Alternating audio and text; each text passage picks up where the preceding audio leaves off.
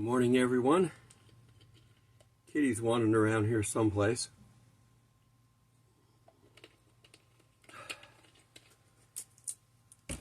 So I hope you're planning on taking advantage of all the problems that you have today, or I should say, opportunities.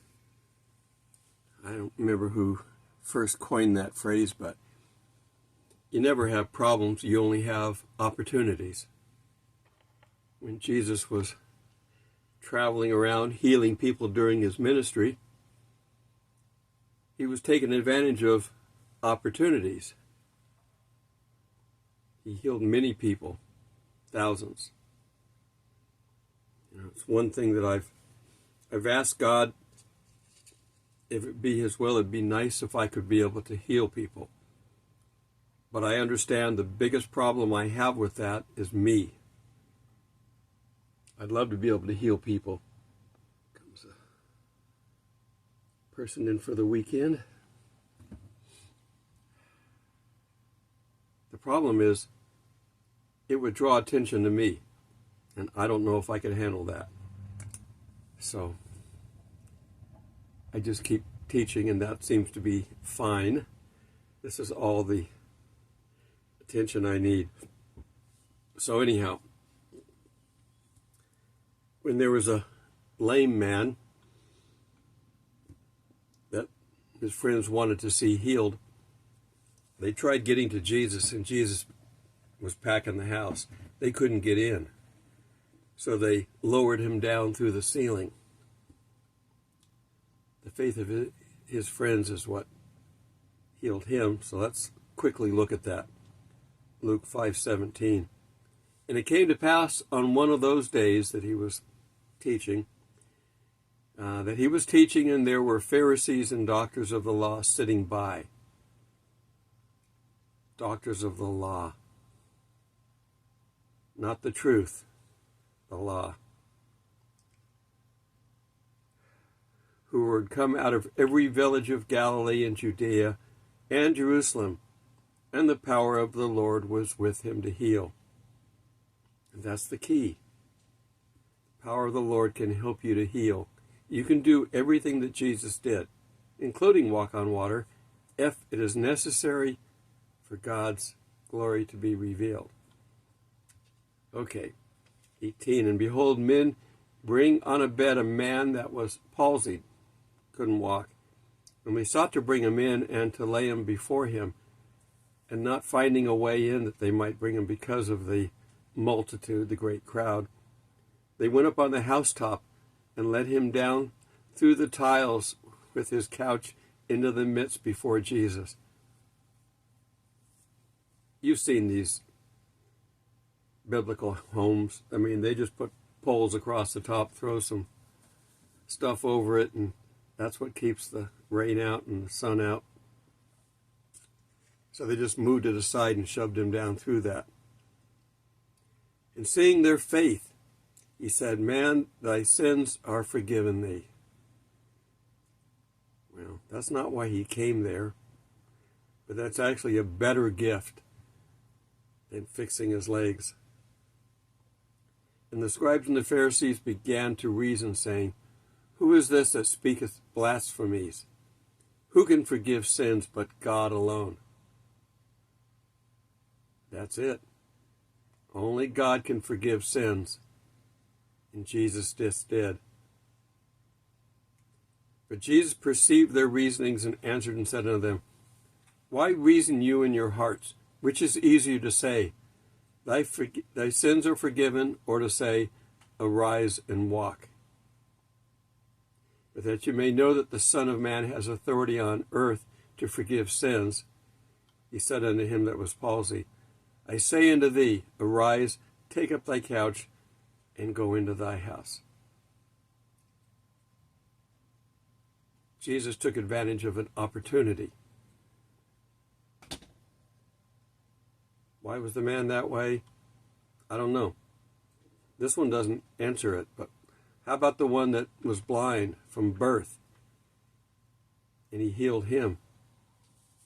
And they asked, is it because of his sin or his parents' sin? He was born blind from birth. What did he do? Blaspheme God in the womb? We have Kitty. We have Kitty. Say hello, Kitty.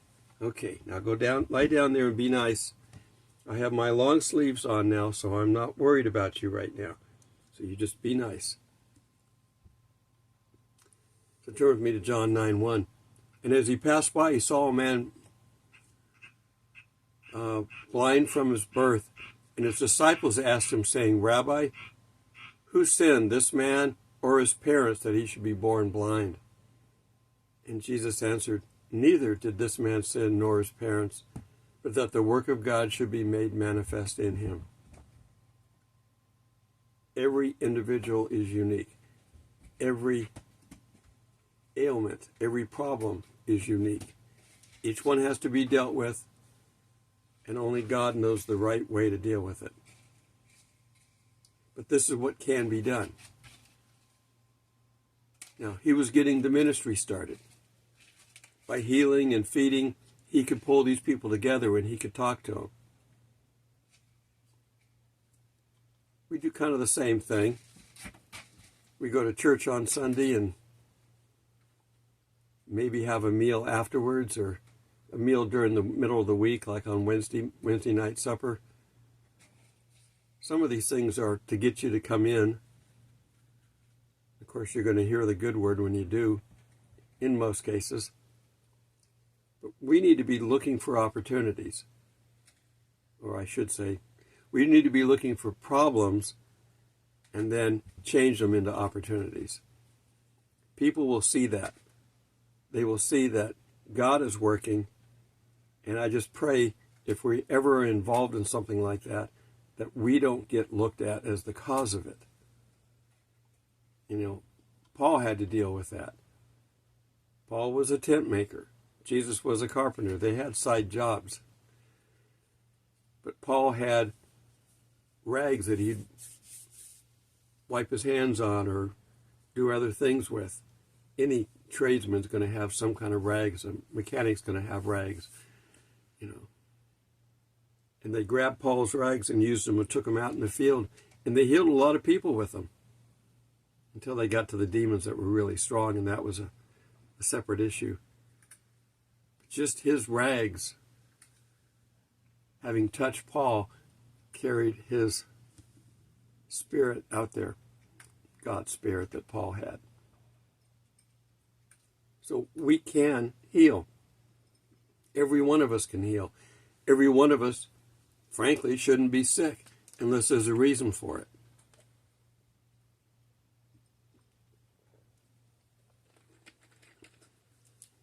I've been sick. What's the reason for it? Well, to help me to appreciate my son's problem, I think. He sleeps a lot. Well, with what I've had to sleep a lot. And now I understand. It is hard to fight back. Because I kept saying, you need to fight this. You need to fight back. It is hard. Doesn't mean it's impossible. It's just hard. So now I know what to pray for, what to ask for. Air conditioning. Again, it always seems to get me. All right. I'm done. Look for opportunities. If you don't see any, ask God for some. He's got plenty to hand out. Till we meet in the clouds. God bless. I have our geese out here that we fed earlier.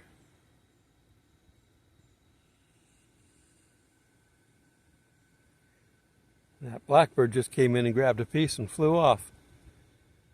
Opportunistic.